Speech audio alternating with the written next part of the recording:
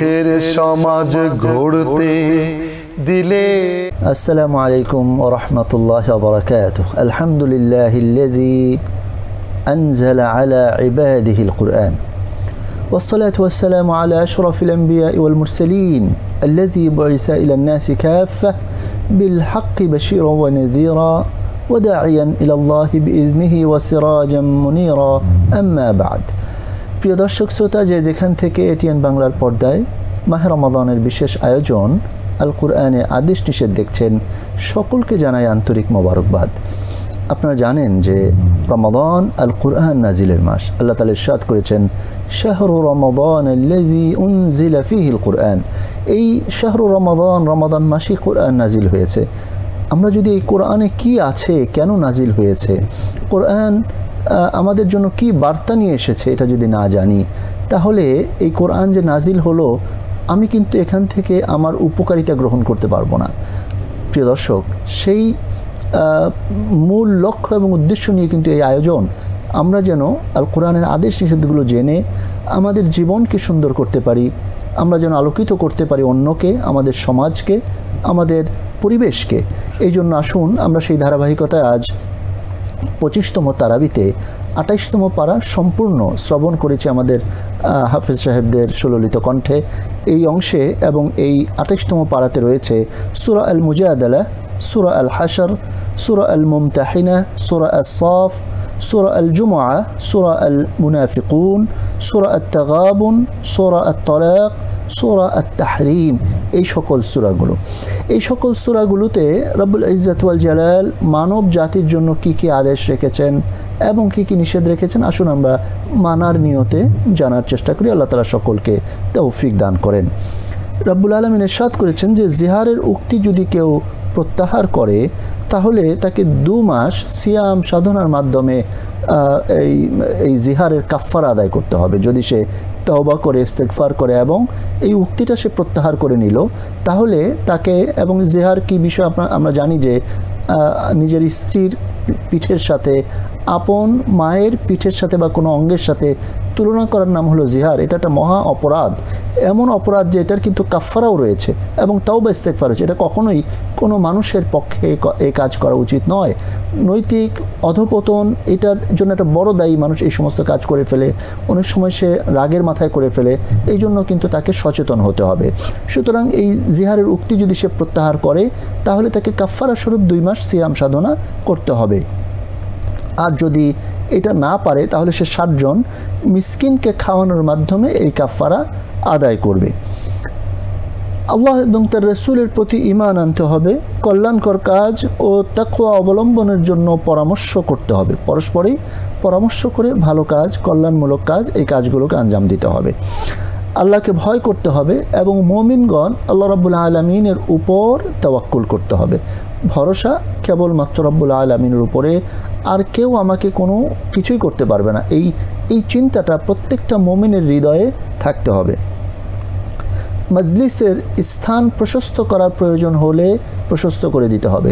অর্থাৎ আমরা এটা প্রেক্ষাপটটা জানি যে মসজিদে নববীতে মুসল্লি সংখ্যা বেড়ে গেল এবং তখন ভিতরে জায়গার সংকুলন হচ্ছিল না। তো তখন আল্লাহ রাব্বুল আলামিন এই মসজিদের অভ্যন্তরে যেন মুসল্লিরা সুন্দরভাবে বসতে পারে এবং পরস্পরের জন্য সহযোগী হয়, সহমর্মী হয়, এই জন্য কিন্তু আল্লাহ তাবারাক ওয়া তাআলা আয়াত পর্যন্ত নাজিল করলেন, তাফাসসাহু, অর্থাৎ তোমরা মজলিসের ভিতরে একজন আরেকজনের জন্য জায়গা করে দাও, জায়গা প্রশস্ত করে দাও। বর্তমান সময়ে যদি আমরা দেখি যে অনেক সময় কোনো মজলিসে, কোনো মসজিদে আমরা ওই সময় পথে বসে মুসল্লিদের যাতায়াতের ভিতরে বিঘ্ন ঘটাই। এই কাজটা করা যাবে না, বরং আমরা এমনভাবে দাঁড়াবো বা এমনভাবে বসবো যেন অন্যদের জন্য যাতায়াতটা সহজ হয়, সাবলীল হয়। পাশাপাশি আমার কারণে যদি এমন হয় যে আমি অনেক বড় জায়গা নিয়ে বসলাম, আরেকজন বসতে পারছে না, আমি হয়তো একটু চেপে বসলে আরেকজন বসতে পারে, এই সকল মেন্টালিটি, চিন্তা চেতনা যেন মুমিনের হৃদয়ে জাগ্রত হয়। যেই কারণে এই আদেশটা আল্লাহ রাব্বুল আলামিন করেছেন যে যদি মজলিসে স্থান প্রশস্ত করার প্রয়োজন হয়, তাহলে যেন আমরা ওই স্থানটা প্রশস্ত করে দিই। সলাত কায়েম করতে হবে, যাকাত আদায় করতে হবে। সলাত কায়েমের পাশাপাশি কোরআন মাজিদের প্রায় প্রতিটি জায়গায় আল্লাহ তাবারাক ওয়া তাআলা যাকাতের আদেশ করেছেন। সুতরাং যেমনিভাবে সলাত অত্যন্ত গুরুত্বপূর্ণ, যেমনিভাবে সিয়াম গুরুত্বপূর্ণ, একইভাবে জাকাতও গুরুত্বপূর্ণ। সুতরাং এ বিষয়ে সকলকে সচেতন থাকতে হবে এবং জাকাত প্রদান করতে হবে। সফল কাম হওয়ার জন্য আল্লাহ তাআলার দলের অন্তর্ভুক্ত হতে হবে। হিজবুল্লাহ, আল্লাহর দল। আল্লাহর দল কারা? আল্লাহর দল কে করছে? যারা আল্লাহকে বিশ্বাস করে, যারা আল্লাহর আদেশ মানে, যারা রাসূলকে বিশ্বাস করে, রাসূলের আদেশ মানে, এরাই আল্লাহর দল। এবং সারা দুনিয়ার মুমিন মুসলিম যারা ভাই ভাই, তারা এক উম্মাহ, তারা ঐক্যবদ্ধ থাকবে, এটাই রব্বুল আলামিন চান। সুতরাং এই জন্য যারা মুমিন তারা আল্লাহর দল, আর যারা কাফের, যারা মুশরিক, যারা মুনাফিক, এরা হলো শয়তানের দল।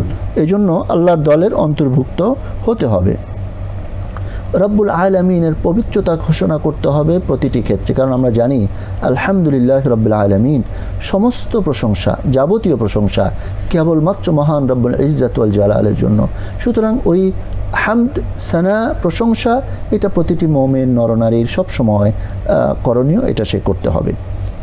রাসূল সাল্লাল্লাহু আলাইহি ওয়াসাল্লামের আদেশ এবং নিষেধগুলো মেনে চলতে হবে। প্রিয় দর্শক শ্রোতা, যেমনিভাবে আমরা রব্বুল আলামিনের আদেশগুলো মানি, সেই আল্লাহ তাআলাই কিন্তু তার রাসূলকে পাঠিয়েছেন এবং আদেশ করেছেন আমার রাসূলকে মেনে চলো। সুতরাং রাসূল সাল্লাল্লাহু আলাইহি ওয়াসাল্লামের কোনো আদেশ, কোনো নিষেধ, এটা কিন্তু প্রকৃত অর্থে রব্বুল আলামিনের পক্ষ থেকেই তিনি কিন্তু আদিষ্ট হয়ে আমাদেরকে আদেশ করেছেন বা নিষেধ করেছেন। এবং রব্বুল আলামিন এই সমর্থনে কোরআন মাজিদে ইরশাদ করেছেন, ওমা ইয়ানতিকু আনিল হাওয়া ইন হুয়া ইল্লা ওয়াহয়ু ইউহা। তিনি হাওয়া থেকে, প্রবৃত্তি থেকে কোনো কথা বলেন না, বরং তিনি যা কিছু বলেন এটা আল্লাহর পক্ষ থেকে ওহী হিসাবে বলেন। যেই কারণে কোরআন যেমনিভাবে ওয়াহি, যেটা আমরা তিলাওয়াত করি, হাদিসও কিন্তু ওয়াহি, কিন্তু সেই ওয়াহিটা আমরা তিলাওয়াত করি না, ওয়াহিয়া গায়রে মাতলু। সুতরাং রাসূলুল্লাহ সাল্লাল্লাহু আলাইহি ওয়াসাল্লামের আদেশ নিষেধগুলোকেও মেনে চলতে হবে। নিজেদের উপর অন্য মোমেনদেরকে অগ্রাধিকার দিতে হবে, মানে নিজেই আমি ভালো ভালো খাবো, ভালো ভালো পরবো, সব নিজেরই ভালো হবে, আর অন্য মোমেনরা কষ্টে থাকবে, এটা যেন না হয়।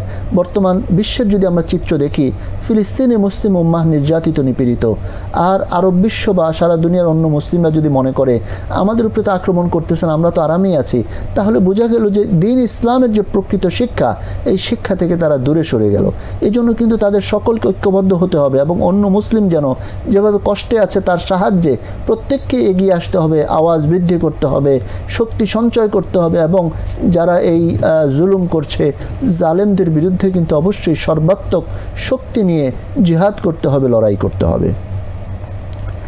ইমানে অগ্রণী মুমিন ভাইদের জন্য আল্লাহর নিকট ক্ষমা চাইতে হবে, অর্থাৎ যারা নেক আমলকারী, ইমান খুব মজবুত, যারা মানে আল্লাহর পথে বেশি আছেন, তাদের জন্য আল্লাহর দরবারে দোয়া করা। সুবহানাল্লাহ, এটা আল্লাহর পক্ষ থেকে কতবার একটা মানে গুরুত্বপূর্ণ আদেশ, যে তুমি শুধু নিজের জন্য আল্লাহর কাছে দোয়া না করে বরং অন্যের জন্য চাও। এবং সেটা কেমন? যে যারা যত নেককার তার জন্য তুমি তত বেশি দোয়া করো। এই জন্য যারা নেককার এবং ইমানে অগ্রণী তাদের জন্য আল্লাহর দরবারে দোয়া করতে হবে, ক্ষমা চাইতে হবে। মোমেনদের বিরুদ্ধে অন্তরে বিদ্বেষ না রাখার জন্য আল্লাহর কাছে সাহায্য চাইতে হবে, যে আল্লাহ আপনি সাহায্য করেন যেন কোনো মোমেনের ব্যাপারে আমার হৃদয়ে কোনো বিদ্বেষ, কোনো হিংসা এগুলো না আসে। আগামীকাল তথা কিয়ামতের জন্য কিছু পাঠানোর, অর্থাৎ অগ্রিম কিছু পাঠিয়ে দেওয়া, কারণ দুনিয়ায় হলো পাঠানোর জায়গা। মৃত্যুর পর পরবর্তী জীবনে চলে গেলে আর কিছু পাঠানোর সুযোগ নাই। মানে নিজের পক্ষ থেকে সাদাকা জারিয়ার সুযোগ আছে, যদি আমি জীবদ্দশায় কিছু ভালো কাজ করে গিয়ে থাকি বা কোনো জ্ঞান বিজ্ঞানের সেবা করে থাকি বা নেক সন্তান রেখে যেয়ে থাকি, তারা আমার জন্য দোয়া করবে, এটা আমি পাবো, ঠিক আছে। কিন্তু আখেরাতের জন্য, কিয়ামতের জন্য নিজেকেই কিন্তু কিছু কামাই করে আগে পাঠিয়ে যেতে হবে, যেটা আমার জন্য উপকার বয়ে আনবে, এবং এটা মানুষকে ভাবতে হবে, এটা তার করা উচিত। রব্বুল আলামিনের পবিত্রতা ঘোষণা করতে হবে। ইব্রাহিম আলাইহিসসালাম এবং তার অনুসারীগণকে উত্তম আদর্শ হিসাবে গ্রহণ করতে হবে। ইব্রাহিম আলাইহিসসালামের সুন্নাহ রয়েছে, সেই আদর্শটা উত্তম আদর্শ, এটাকে মেনে চলতে হবে। ইব্রাহিম আলাইহিসসালাম এবং তার অনুসারীদের ন্যায় আল্লাহ তাআলার উপরে যথাযথভাবে তাওয়াক্কুল করতে হবে। মুসলমানদের সাথে যারা বিরোধিতা না করে শান্তিপূর্ণ সহাবস্থান করে, তাদের সাথে সুন্দর ব্যবহার করতে হবে এবং তাদের সাথে মহানুভবতা প্রদর্শন করতে হবে। মুমিন নারীদের জন্য আল্লাহ তাআলার নিকট ক্ষমা চাইতে হবে। সীসা ঢালা প্রাচীরের ন্যায় সারিবদ্ধভাবে আল্লাহর রাস্তায় জিহাদ করতে হবে। সত্য দিন ইসলামকে অন্য সকল দিনের উপর বিজয়ী করতে হবে। আল্লাহ এবং তার রাসূলের প্রতি ঈমান আনতে হবে, ধন সম্পদ এবং জীবন দিয়ে আল্লাহর রাস্তায় জিহাদ করতে হবে, আল্লাহ তাআলার দ্বীনের সাহায্যকারী হতে হবে। জুমার দিনে সালাতের জন্য আহ্বান করা হলে আল্লাহর স্মরণে ধাবিত হতে হবে, অর্থাৎ জুমার দিকে মসজিদের দিকে চলে যেতে হবে। সালাতের জন্য আহ্বান করা হলে ক্রয় বিক্রয় বন্ধ করতে হবে। সালাত সমাপ্তির পর জমিনে ছড়িয়ে পড়তে হবে। আল্লাহ তাআলার পক্ষ থেকে যে নিয়ামত রয়েছে সেই নিয়ামতকে অনুসন্ধান করার জন্য, সফলকাম হওয়ার জন্য আল্লাহ তাআলাকে অধিক হারে স্মরণ করতে হবে। মুনাফিকদের ব্যাপারে সতর্ক থাকতে হবে। মৃত্যু আসার পূর্বে আল্লাহ প্রদত্ত রিজিক থেকে ব্যয় করতে হবে। পাপ মোচন ও জান্নাতে দাখিল হওয়ার জন্য আল্লাহ তাআলার প্রতি ঈমান আনতে হবে এবং সৎ কাজ করতে হবে। আল্লাহ এবং তার রাসূলের আনুগত্য করতে হবে। মুমিনগণ আল্লাহ তাআলার উপরে তাওয়াক্কুল করবে। ধন সম্পদ ও সন্তান সন্ততিকে দুনিয়ার পরীক্ষা হিসাবে গণ্য করতে হবে। আল্লাহকে যথাসাধ্য ভয় করতে হবে। আল্লাহ রাব্বুল আলামিনের আনুগত্য করতে হবে। নিজেদের কল্যাণের জন্য ব্যয় করতে হবে। অন্তরের কার্পণ্য থেকে মুক্ত হতে হবে। সম্পদ বৃদ্ধির জন্য আল্লাহ তাআলাকে কর্জে হাসানা দিতে হবে। স্ত্রীদেরকে তালাক দেওয়ার পর ইদ্দতের হিসাব রাখতে হবে। স্ত্রীদেরকে বিদায় দেওয়ার সময় ন্যায়পরায়ণ দুজন সাক্ষী রাখতে হবে। যে স্ত্রীর হাইজ হওয়ার আশা নেই এবং যাদের এখনও হাইজ হয়নি তাদের ইদ্দতকাল 3 মাস গণ্য করতে হবে। কাজকর্মে সহজতা পাওয়ার জন্য আল্লাহ রাব্বুল আলামিনকে ভয় করতে হবে। পাপ মোচন এবং মহাপুরস্কার প্রাপ্তির জন্য রব্বুল আলামিনের ভয় হৃদয়ে রাখতে হবে। তালাকপ্রাপ্তা স্ত্রীকে সামর্থ্য অনুযায়ী থাকতে দিতে হবে। তালাকপ্রাপ্তা গর্ভবতী স্ত্রীর জন্য সন্তান প্রসব হওয়া পর্যন্ত ব্যয় করতে হবে। তালাকপ্রাপ্তা স্ত্রী যদি সন্তানকে স্তন্যদান করে তবে তার জন্য তাকে পারিশ্রমিক দিতে হবে।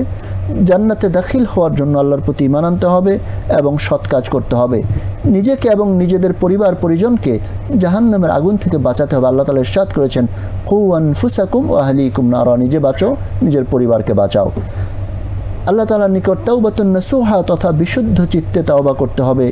কাফির ও মুনাফিকদের বিরুদ্ধে জিহাদ করতে হবে এবং কঠোর হতে হবে। প্রিয় দর্শক, আল্লাহ তাআলা যে সকল নিষেধগুলো রেখেছেন এই অংশে তা হলো জিহার করা যাবে না। জিহার হলো আপন মায়ের পৃষ্ঠদেশের সাথে স্ত্রীর পৃষ্ঠদেশের সাথে তুলনা করা। আল্লাহ এবং তার রাসূলের বিরুদ্ধাচরণ করা যাবে না। মানুষের গোপন পরামর্শ আল্লাহ জানেন না একথা ভাবা যাবে না। ইসলামের বিরুদ্ধে গোপন পরামর্শ করা যাবে না। পাপাচার, সীমালঙ্ঘন ও রাসূলের বিরুদ্ধে গোপন পরামর্শ করা যাবে না। আল্লাহ তাআলার গজবপ্রাপ্ত সম্প্রদায়ের সাথে বন্ধুত্ব করা যাবে না। জেনে শুনে মিথ্যা শপথ করা যাবে না। শপথকে ঢাল স্বরূপ ব্যবহার করা যাবে না। আল্লাহ তাআলার পথে বাধা দেওয়া যাবে না। হিজবুশ শয়তান তথা শয়তানের দলের অন্তর্ভুক্ত হওয়া যাবে না। আল্লাহ এবং তার রাসূলের বিরুদ্ধাচরণকারীদের সাথে সম্পর্ক রাখা যাবে না। ইহুদিদের ন্যায় আল্লাহ এবং তার রাসূলের বিরুদ্ধাচরণ করা যাবে না। আল্লাহ রাব্বুল আলামিনকে ভুলে যাওয়া যাবে না। জাহান্নামের অধিবাসী এবং জান্নাতের অধিবাসীদেরকে সমান মনে করা যাবে না। আল্লাহ এবং তার রাসূলের শত্রুদের সাথে বন্ধুত্ব করা যাবে না। মুসলমানদের বিরুদ্ধে যারা যুদ্ধ করে এবং তাদেরকে স্বদেশ হতে নির্বাসন করে তাদের সাথে বন্ধুত্ব করা যাবে না। মুমিন নারীদেরকে কাফিরদের সাথে বিবাহ দেওয়া যাবে না। আল্লাহ তাআলার গজবপ্রাপ্ত সম্প্রদায়ের সাথে বন্ধুত্ব করা যাবে না। নিজে না করে অন্যকে পালন করার জন্য উপদেশ দেওয়া যাবে না। ইসলামের দিকে আহ্বানকৃত হয়ে আল্লাহ তাআলার সম্বন্ধে মিথ্যা রচনা করা যাবে না। আল্লাহ তাআলার নূর তথা দ্বীনকে ফু দিয়ে নিভিয়ে দেওয়ার দুঃসাহস করা যাবে না। মুনাফিকদের ন্যায় শপথকে ঢালস্বরূপ ব্যবহার করা যাবে না। ধন সম্পদ এবং সন্তান সন্ততির মোহে পড়ে আল্লাহকে ভুলে যাওয়া যাবে না। তালাক দেওয়ার পর স্ত্রীদেরকে ঘর থেকে জোর করে বের করে দেওয়া যাবে না। আল্লাহ তাআলার নির্ধারিত সীমা লঙ্ঘন করা যাবে না। তালাকপ্রাপ্ত স্ত্রীকে সংকটে ফেলার জন্য উত্ত্যক্ত করা যাবে না। প্রিয় দর্শক, কোরআন মাজিদ আদেশ নিষেধের সম্ভার মানব জাতির জন্য। আসুন আমরা সকলে আমাদের জীবনে এই বিষয়গুলোকে মেনে চলি, অন্যদের কাছে প্রচার করি। আল্লাহ তাআলা সকলকে তৌফিক দান করেন। ওয়া আখিরু দাওয়ানা আনিল হামদুলিল্লাহি রাব্বিল আলামিন। ওয়াসসালামু আলাইকুম ওয়া রাহমাতুল্লাহি ওয়া বারাকাতুহু।